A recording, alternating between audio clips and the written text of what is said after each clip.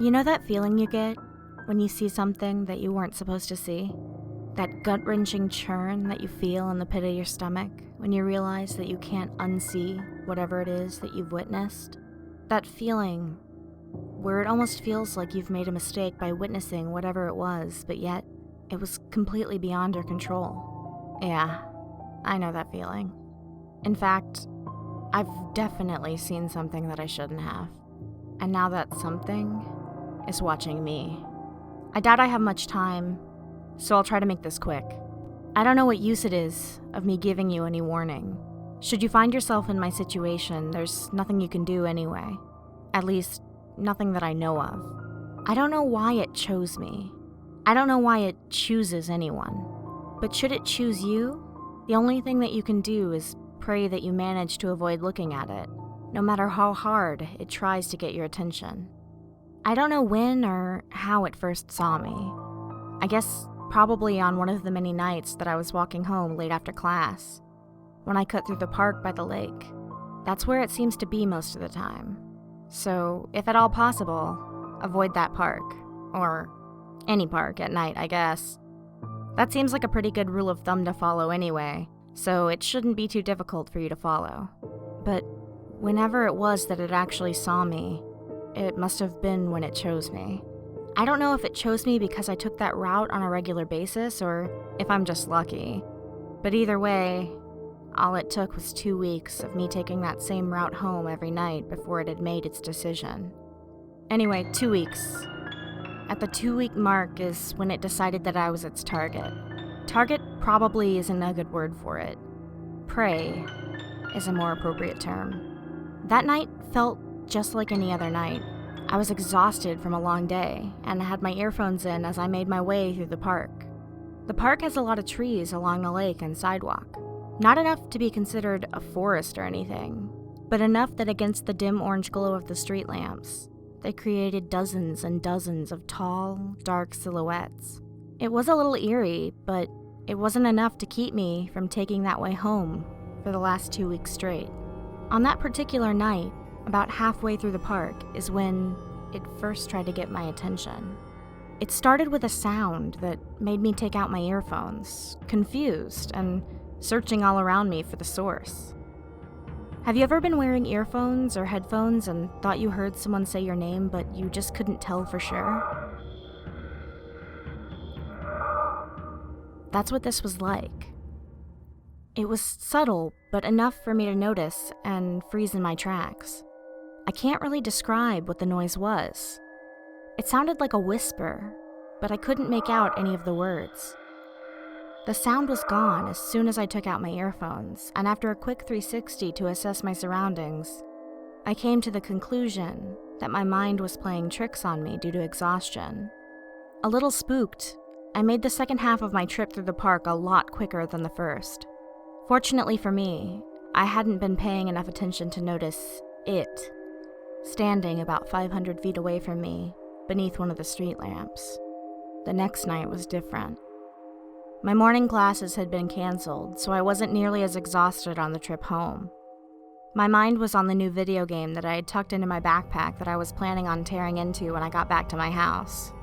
I didn't have my earphones in this time, so you can imagine my discomfort when I heard the sound again.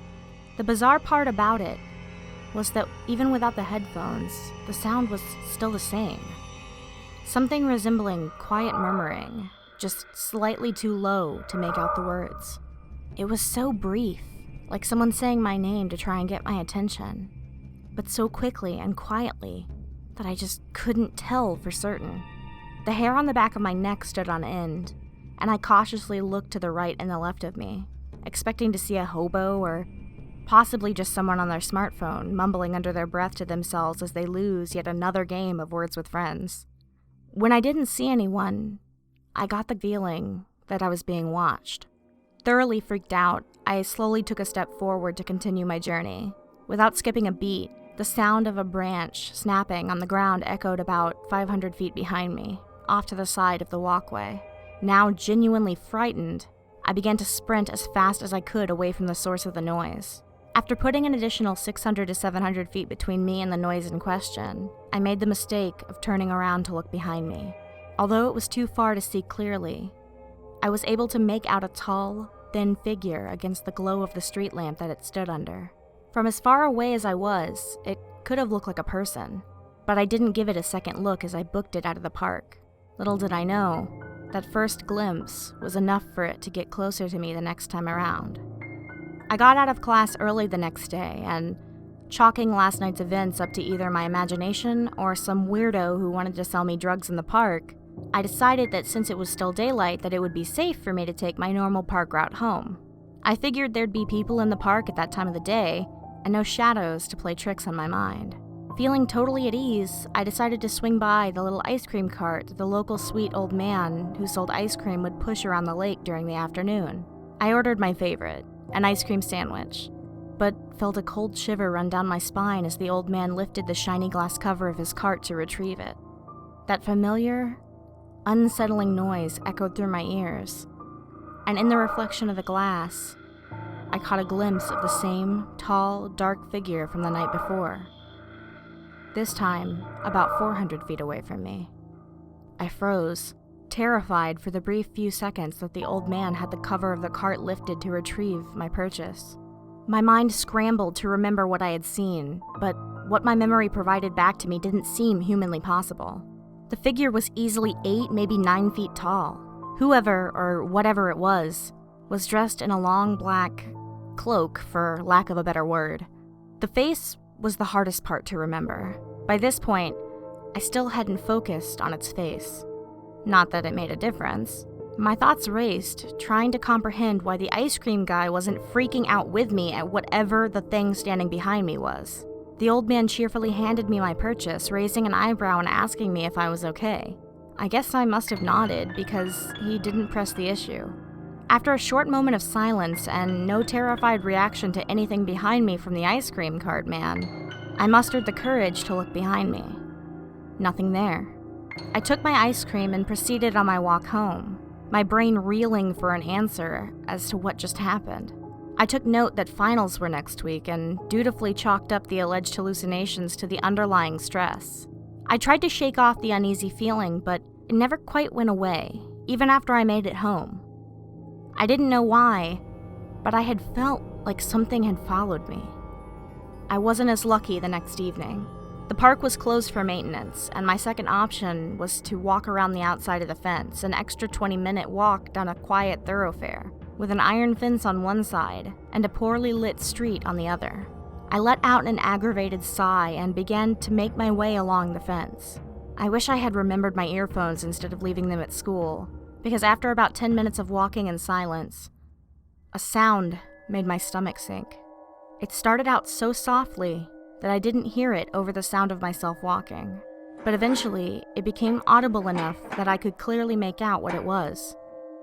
The sound of a hard object being dragged slowly across the iron bars of the fence, one by one. Slowly, but yet quickly enough that it was able to match the pace that I was walking. Only about 300 feet behind me. I didn't look behind me, but the hair on the back of my neck told me that something was there. As soon as I stopped walking, the clanging behind me stopped as well. My heart was pounding so quickly that I couldn't even breathe.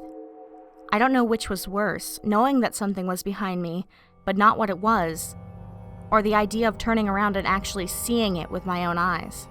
Deep down, I had a sinking feeling in my gut about what I would see if I turned around, and not a single fiber of my being wanted anything to do with whoever or whatever it was. But the decision was made for me, it seems. Out of the silence from behind me, a new noise, similar to the murmurs from before, filled my ears, draining my face of color. A low, gurgling moan, like the wail of torment of someone drowning, echoed from behind me. Instinct caused me to quickly turn and evaluate the source of the noise, and what I saw instilled a terror in me that I didn't think was possible. The feeling that I talked about earlier, the feeling of seeing something that you shouldn't have seen, that's the feeling that rushed over me as I stared at this creature in front of me. I had focused on the face this time, but out of my peripheral vision, I could see the long, thin black arms that hung almost to its knees. Attached to those arms were hands with slender, bone-like fingers, easily 3 to 4 times longer than any human I'd ever seen. The body was inhumanely thin, and the proportions were unnatural. The torso and legs were ghastly and long. The creature's posture was crooked, as if it had a kink or a hunch in its back that caused its shoulders to hang forward in front of its face. And no, its face, if it can even be called that. The first thing that I saw were the eyes. Small. Very small. Tiny, beady little white eyes. Sunken into large, gaping black holes. The top of the creature's face was covered by what looked to be a mask made to resemble a white porcelain doll, but broken in half, missing everything from the nose downward. Around the eyes and eye holes of the mask were cartoonishly painted black eyelashes, like the ones you'd see on a Raggedy Ann toy. But the mask and eyes beneath were nothing compared to the horror that hung below them. A grotesque abomination of a mouth hung loosely from the edge of the mask. It swung freely as if the creature's jaw had been severed on both sides, allowing it to fall open, revealing a crudely removed tongue and 3 rows of human teeth along the bottom jaw. Behind the mask and around the mouth was smooth black skin torn brutally around where the jaws were once connected to the skull of whatever it was. From the nightmarish orifice it had for a mouth, the gurgling moan emanated once again, still resembling a wail of despair. The sound was enough to snap me out of my state of shock, because I was able to realize that the creature had begun moving towards me. Its movements turned my stomach. The sound of bone on bone and every joint in the creature's body popped and jerked, growing louder as it closed the distance between us. My fight or flight instinct finally switched into gear, and I turned and bolted in the opposite direction, but not before it had closed another 50 feet of the remaining 300-foot gap between us. That's when the realization had finally sunk in. The longer I looked at it, the closer it would get, and it was doing whatever it could to get me to look at it. I kept running towards wherever I thought would be the safest, downtown. Lots of people around, even at night. I didn't know if this thing cared about witnesses, but suddenly my memory was brought back to the incident the day before with the ice cream man in the park. It became obvious that it could only be seen by whoever it wanted to see it, which, in this case, regrettably, was me. I made it to the heart of downtown, stopping to catch my breath outside of a trendy nightclub with a long line of people waiting outside to get in. I leaned on the wall of the building on the opposite side of the entrance from where the line was forming. After a few moments of gasping for air and getting my heart rate under control, I turned to look at the line of people, hoping to see someone that I recognized, or maybe a police officer nearby that might help me out.